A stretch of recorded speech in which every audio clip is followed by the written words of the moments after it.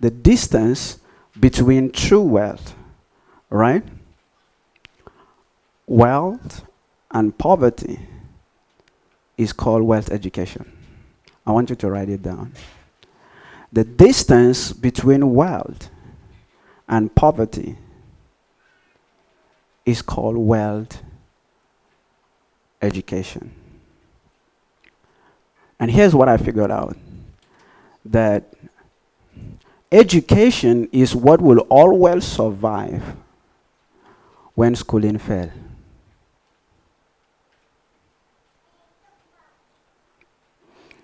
You know, most of the time, a lot of times, people assume that schooling and education are the same, but they are not. It's possible to be schooled and yet not be educated. We see the evidences everywhere. You see a lot of people that you suppose that, wow, this is highly schooled person. And in our contemporary society, we always assume that. So anybody that have actually gone through the four corners of school, secondary, university, this is an educated person. But is it possible to be schooled and not be educated? And the answer is yes. Especially relative to what we're going to discuss tonight about that has to do with money. It means it's also possible to be schooled in every areas of our life and not be educated about money. And in our recent classes, we once said, and last week some of us reiterated in the class, it says poverty is the punishment for transgression against the laws, basic understanding of wealth. So you will suffer it, the consequence. We live in a world that is governed by law. And your ignorance of the laws does not exempt you from the consequences of those laws. So you will be punished according to the laws that either you practice or you fail to practice or you violate.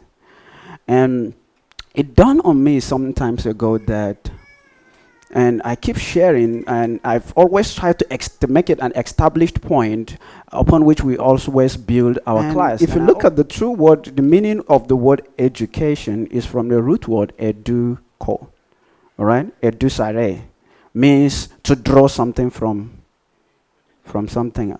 All of you already know that, from within. So education, true education is not learning of facts as we are taught in school. You know, you learn this, it means you are educated now. But anybody who sits down to develop the faculties of his being, you know, for the benefit of other people, or first for the benefit of himself, and then for the benefit of others, that person can be said to be what? An educated person. So I realized that on your quest, if on my quest to become financially successful, then there is a path I have to follow. If the distance between poverty and wealth is wealth education. It means the more educated I become about wealth, it means the more I close the gap, right? The closer I get to my destination. And I always tell people, especially for the sake of you guys that are coming new, all right, just to establish a point so that you can follow us together, all right? At the basis of everything, you know that, and folks, it's very simple analogy, and I keep saying it everywhere I go. I say, listen, you know, if the easiest way to be a doctor is to go to medical college, I'll be educated about medicine, right? Yes. The best way, the easiest way I can be an accountant is to go to accounting school.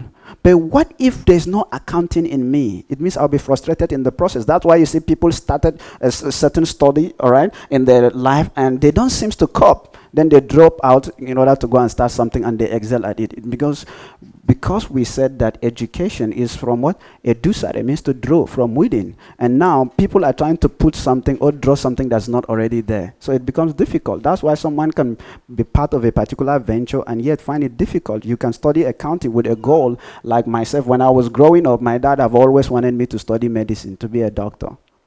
But I know that that's not my calling. So if I happen to go to medical college, what are they going to draw out? Nothing. True? So I will only learn facts and probably graduate, but somehow I will not truly be educated in that field. So I figured that, okay, so it's easy now. The fastest, the best way I can be an accountant is simple, is to go and what? To learn the basics of accounting. So, and the accounting have to be in me first, right? So the schooling will be able to help me through the process of drawing out that virtue that's already in me. So that's the essence. And the same thing, if you want to be wealthy, it's simple, right? Go and study something about wealth. Get education about wealth. Get some knowledge, information about it. Most people are never deliberate about that. And somehow, we always believe that we can't become an engineer by faith, we can't become a doctor by faith, you can't become an accountant by faith, but you can become wealthy by faith. Yes. Ma? Yeah, it's a violation against it. So the fastest and the easiest way I figured out that this practically happens to me, and anytime I look at my life, I see that. I remember someone asked me some time ago. He said, "Larry, why don't you write a book?" I said, "I don't want to write a book. I don't want to write a book because I want to make money. I want to write a book because everything that I want to write should be coming out of experience of something that I know will benefit someone out there. Not out of, most people write books these days because out of what? Need. They want to make money. They want to do launching, gather a lot of people and do all those things. It's good, really, but I don't want, and I don't just want to be a story of somebody that probably I'm writing about. I want it to be my own unique story of something that comes out of the personal experiences. And so the same thing, when I have a chance to look at my journey, probably, all right, especially between where I was, the period of when things were not working for me, and probably when things really worked for me. And even though life is a journey, we keep moving every single day, trying new things. I figured out that if there is one key thing that changes everything for me, is education. And now today we'll talk about the psychology of the millionaire mind. And I was wondering, I said, what is psychology anyways? Many people here, probably somebody here might have studied psychology as a course, right? Psychology. The first time I saw that word, what came to my mind? I said, so that means there's a psychology that the rich operate by, the principles. And I saw the word psycho, all right? I checked the etymology of the word psycho and the meaning of the word psycho, and I saw it means mind, mental, brain. Another translation says it. So it means there is a certain kind of mind. Some translations say sense. There's a certain level or kind of sense that millionaires have that poor people don't have. All right? So it foretells me two things, that poor people have some kind of senses, all right, because we all have sense. True? So there is a sense, a poor man's sense, and there is a rich man's sense.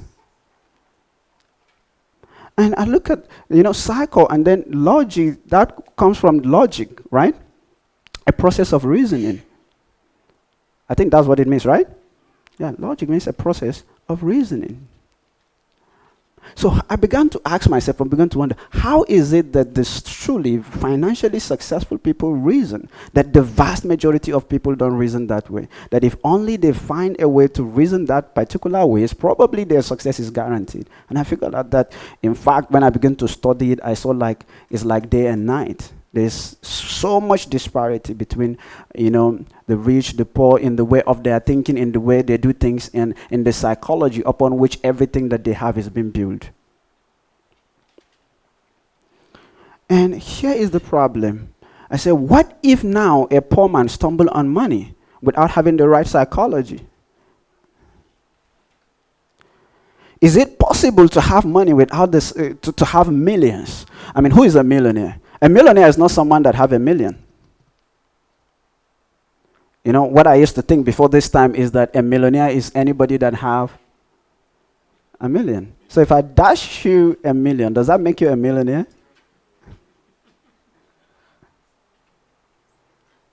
If someone dash you $1 million, does that make you a millionaire? You are said to have $1 million, but it doesn't mean that you are a millionaire. True? Then I figured out that people make money and lose it. because the equivalent sense cycle that is needed, for that kind of money is not resident in them. So what happens? They naturally lose it. True?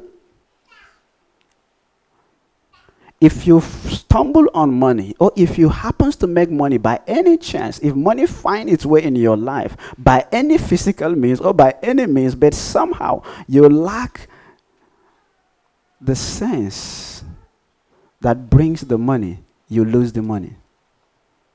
That is why oftentimes, and if I look around myself, I see a lot of people that always give some testimony. Say, when I used to be rich,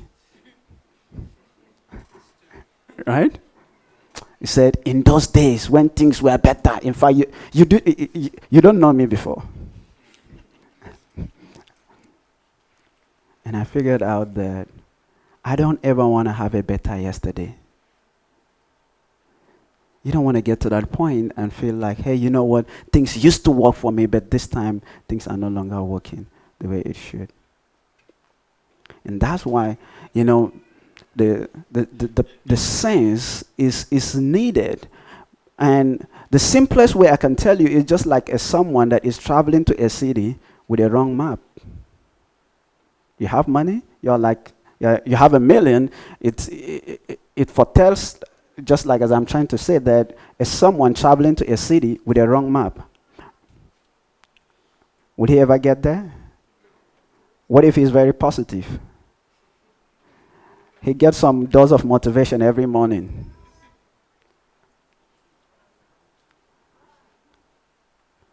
No matter how excited, how optimistic he is, how much effort he tends to put in that very activity, the map will always succeed in taking him to the wrong destination. But if you have the map to the right destination, to the city, no matter how slow you move, eventually, someday you will get there. So I figured out that one of the first things is to make sure that I have the right map, the right sense, the right mindset that I need, that most successful entrepreneurs have. And if only I can have the same thing, I'm going to get the same kind of result as they do, right? So, and I figured out that if you have to be rich, in fact, it's your duty to be rich. And the fundamental of things that we'll just talk about here is, number one, I said if you have to be rich, it means that you have to provide a useful product or service, right? These two things are fundamental. Either you have to produce something, right, a product, or you'll be willing to render a certain service. Without that, nothing is fundamental, all right? And I also figured out something dealing with rich people, all right, that I have a chance to meet, that most rich people can be trusted with money. Yes, they are honest and nice people. What about poor people? Most poor people, some, not all, some, you can't trust them with money. And I oftentimes give you an example here. I said, if someone ever calls you and said, and it happens to me every now and then. People that I'm just meeting for the very first time, they meet me, they say, Eladi, I'm into this problem and you're my last hope. What does it tell you? The person doesn't have a good record. It means all the people in his life, no human being, his families, his friends, his relatives, his colleagues, nobody can trust him with money. So the last person he can resort to is you, the stranger. Of course, you don't know anything about them. Right? And mostly because of that, now they're good at attracting people and developing good enterprise where they take their value and create an enterprise around it and make businesses around it. And of course, those things that they've been able to build will provide much value to mankind and to their community. And what they get in exchange is probably money, right? Okay, so how do you get benefit out of what we're going to discuss about here? First of all, there's the 3 most dangerous words in the English language. How many of you know the word? The 3 most dangerous words in the English language. Most of the time, I go some places and I heard that a lot. Is the word that have kept a lot of people poor, that have destroyed a lot of potentials. You know what I call it? Write it down. They call it I know it. I know it. How many of you have heard that before? You're trying to share something with somebody and say, yeah, I know it. True? Yeah.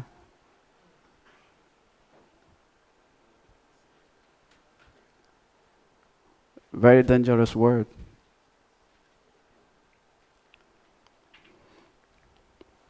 The question now is, how do you know when you know? Because oftentimes I see a lot of people say, yeah, hey, I know this, and they're broke, especially when it comes to money. Now, in the words of Mr. Omego, he normally said something, all right? He said, until what you know become what you do, you don't know anything. And I put it this way, I said, until what you know produce the result that you desire, all you have is an illusion of knowledge. In other words, you think you know, but in reality, you don't even know. So at what point do you think you know? Is when you can look at your physical result. That by the virtue of the things that you know are able to produce its own equivalent, right, in your life. It's not what we don't know, oftentimes, that stop us from achieving financial success. It is that which we know that is not correct that stops us from achieving financial success. Did you get that? It is not what we don't know that stops us from becoming financially successful. Oftentimes, it is that which we know that isn't so that stops you from becoming successful. In other words, both the rich, the successful, and the poor, they all know some things, right?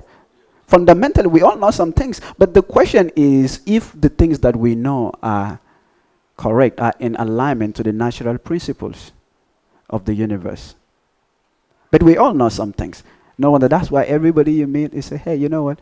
I know that the three most powerful and most deadly word in English language.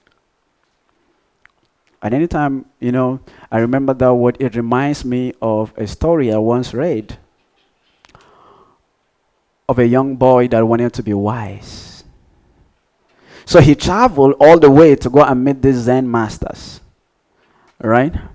And so he wanted to learn at their feet to know some basic things that will help him to become very, very wise. So when he got to meet this master, they began to converse. And anything the master says, you know what the guy said? I know it. Whatever the Zen master says, the boy said, wow, so you know this as well? I know this. At any conversation, any point of communication, the guy always said, I know it. And this is what the Zen master did. He says, son, do you care for some tea? And the guy said, thanks. So the Zen master decided to serve them, himself and the boy, a cup of tea. So while they sat down to take their tea, he handed a cup to the boy while he took one. So he poured his own tea in his cup, and he started pouring a tea into the boy's cup. And he kept pouring, he kept pouring, he kept pouring. And when he poured and he couldn't pour anymore, it started what? When the cup cannot contain it anymore, it started flowing, overflowing, overflowing. And the boy was worried. He said, Master, stop, stop, stop. But the master kept on pouring. And he said, why? And the master turned and told him, he said, if the cup is full, it cannot receive anything new. True? When you get to the point and you feel, I know all this, that is a point that you can't receive anything new again. So oftentimes, so many people's financial destiny have been truncated by that single word, right? So, that's why, very important thing, the fundamental is to be clear. What is it do I want? It's not what I know. Most of the time, it's not what I don't know that will stop me from becoming successful. But what is it do I know that is not correct? And because it's human nature to always practice out that which we already know. Is it possible that most of the things I think I know to be right, is it possible that they may be wrong? It's possible. That is why the first starting point that I figured out about every millionaire is one thing. They have a very good sense of clarity. They said clarity is power. What is clarity? Power. What is power?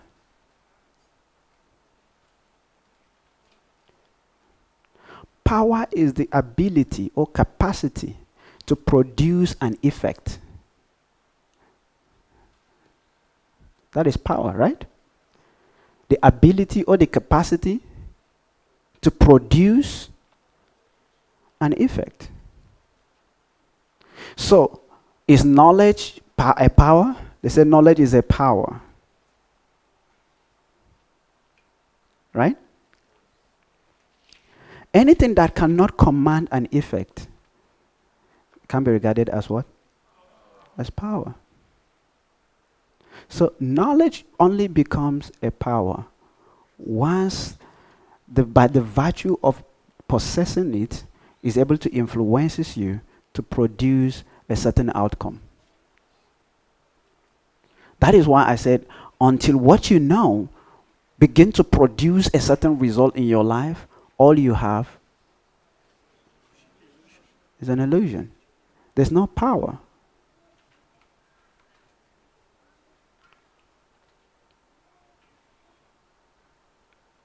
No power. There are different kinds of power. If I keep this thing here and I want to move this thing from here to there, and let's say I call my brother here and he is able to move it, can it be said that it can be said that he is powerful, right? Because his strength is able to overcome probably the challenge, whatever it is, right? The forces that is holding this thing in the same place.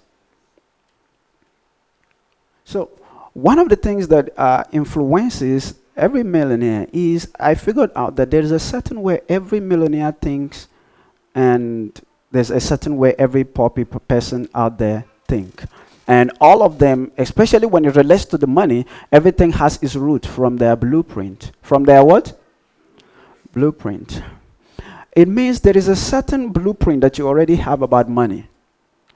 And so anytime any issue that has to do with money or finances comes, you oftentimes take that issue in order to correlate, all right, and reframe it to your own blueprint. And if as long as it does not seem or it doesn't look like that which you already have, you normally discard it. For example, this building that we're in have a blueprint, right? This building was not started until they finished, and they have a blueprint for this house. So anytime probably they want to make a major change in this building, what will the architect do first? They go back to the blueprint and see what change can I effect on this blueprint so that it will bring a lasting change in this thing. Now, it's said in most of our blueprints, it's just like a tree. Life is like a tree, right? Like a tree. We know that every tree has its own root and also has its own fruit, right? Now, so the roots are the inner blueprint, are the inner things that you can see. But the fruit are the results, which is the outer things that you see every now and then in your life. But then, it said if you don't like the results in your life, you focus on the what? On the roots, which is the unseen, not the fruit. But oftentimes, Most of the time, what do? I look at my result. I'm not happy with it because I know I'm capable of doing more. There's no reason why I should be in this situation or in this position in my life. So I get angry with the situation and I try to change my life at the point of the result that I'm having. Remember, we're trying to establish a point before we start our class to talk about psychology, right? Of the millionaire minds. How millionaires think. What do they know that the vast don't know, right? And this is what we figured out. That our blueprint has its root from our programming. All right? From our programming. One of the formula, it says programming leads to what? Determines your thought. The way you think is determined by the program that runs your life. True? Yeah. And your thought causes you to feel a certain way. And that feeling causes you to take some certain actions. And that actions produce a result in your life. You see, according to Hecker, he said, we live in 4 different worlds at the same time.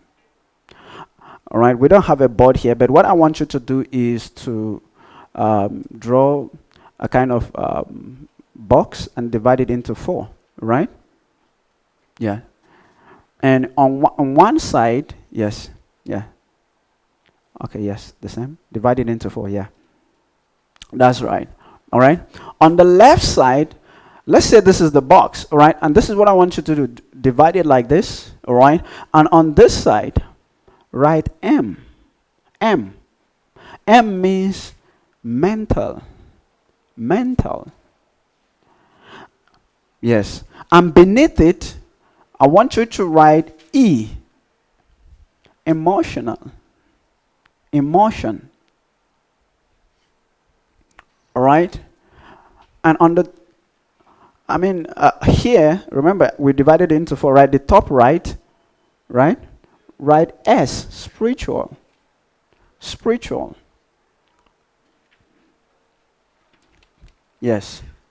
And then the down part, write P, physical.